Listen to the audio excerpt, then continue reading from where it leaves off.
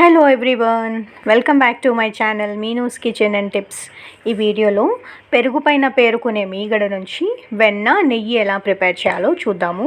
దానికోసం ఫస్ట్ మనం పాలని ఈ విధంగా కాగబెట్టుకోవాలి. తర్వాత పాలల్లో కాస్త తోడు వేసి తోడుకున్నాక ఒక 3 to 4 hours ఫ్రిడ్జ్లో పెట్టుకోవాలన్నమాట. నేను ఇక్కడ పాలను తోడేస్తున్నాను. ఇది తోడుకున్నాక ఫ్రిడ్జ్లో 3-4 hours పెట్టాక పైన మీగడ ఈ విధంగా మంచిగా థిక్గా వస్తుందన్నమాట. ఎప్పుడైనా సరే పెరుగు పైన వచ్చే మీగడని తీయడం వల్ల నెయ్యి ఎక్కువగా వస్తుంది. పాలపైన మీగడ కన్నా కూడా ఇలా క్వాంటిటీ ఎక్కువగా వస్తుంది. అండ్ ఇది చేయడం కూడా చాలా ఈజీ అనమాట. పాలపైన మీగడ కూడా తీసుకోవచ్చు, కానీ అది ఎక్కువ రోజులు నిల్వ ఉండదు, స్మెల్ వచ్చేస్తుంటుంది. మీగడని ఒక వారం రోజుల పాటు రోజు ఇలా తీసి మీగడ స్టోర్ చేసుకోవాలన్నమాట ఫ్రిడ్జ్లో. తర్వాత మిక్సీ జార్లో వేసేసి కాస్త వాటర్ వేసి మిక్సీ చేస్తే ఈ విధంగా వెన్న సపరేట్ అవుతుంది. సో ఎప్పుడైనా సరే వెన్నని చేసేటప్పుడు ఉదయాన ఎర్లీ మార్నింగ్ కానీ లేదంటే సాయంత్రం కానీ చేయాలన్నమాట. మధ్యాహ్నం టైంలో చేస్తే ఏంటంటే బయట టెంపరేచర్ ఎక్కువగా ఉంటుంది కదా, ఆ వేడికి ఈ వెన్న సరిగా పడదనమాట, కరిగిపోతూ ఉంటుంది. కాబట్టి ఎర్లీ మార్నింగ్ కానీ సాయంత్రం కానీ చేసుకుంటే వెన్న మంచిగా పడుతుంది.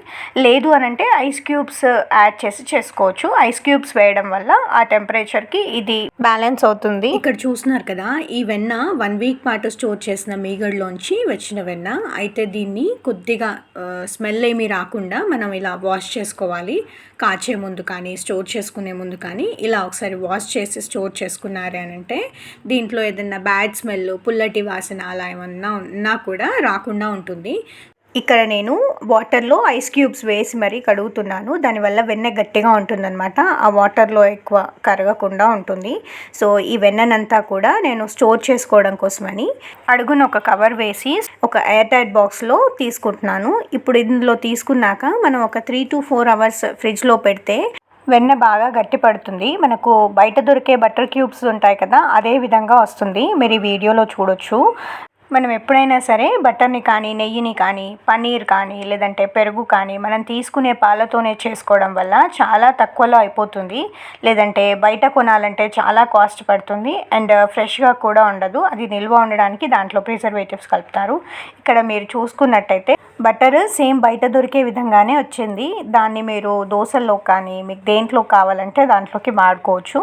లేదంటే ఇలా నెయ్యి చేసేసుకోవడమే. నెయ్యి చేయడం కోసం అడుగు మందంగా ఉన్న బౌల్ అయితే చాలా బాగుంటుంది, ఎందుకంటే అడుగు మాడకుండా ఉంటుంది. నేనైతే ఇక్కడ నాన్ స్టిక్ ప్యాన్ని వాడుతున్నాను. ఇప్పుడు కట్ చేసుకున్న క్యూబ్స్ని అంతా కూడా ఈ ప్యాన్లోకి యాడ్ చేసుకొని అది కరిగే వరకు కలుపుతూ ఉండాలి. ఇలా కలుపుతూ ఉండగా దీంట్లోంచి నురుగు వస్తుంది కదా, ఇలా ఒక 10 to 15 minutes తర్వాత ఆయిల్ లాగా పైకి తేలడం స్టార్ట్ అవుతుంది. మనకు తెలుస్తుంది, ఒక కమ్మటి వాసన కూడా వస్తుంది అనమాట దాంట్లోంచి. అప్పుడు నెయ్యి ప్రిపేర్ అయినట్టు. కాస్త ఎర్రగా కావాలంటే ఇంకొంచెం సేపు ఎక్కువసేపు ఉంచితే సరిపోతుంది. ఇప్పుడు దీన్ని ఒక ఎయిర్ టైట్ బాక్స్లో స్టోర్ చేసుకోవడమే. మిగిలిన మజ్జిగ ఉంటుంది కదా, దాన్ని మనం తక్కువ రోజులదైతే కనుక యూస్ చేసుకోవచ్చు. చల్ల మిరపకాయలు కానీ లేదంటే చల్లచారు కానీ లేదంటే తాగొచ్చు. ఎక్కువ రోజుల్లో అయితే కనుక చెట్లకు వేసేయండి. అంతే అండి. వీడియో నచ్చిందని అనుకుంటున్నాను. నచ్చితే మాత్రం లైక్ చేయడం మర్చిపోవద్దు. మరిన్ని మంచి మంచి రెసిపీస్ కోసం please like, share and subscribe to my channel.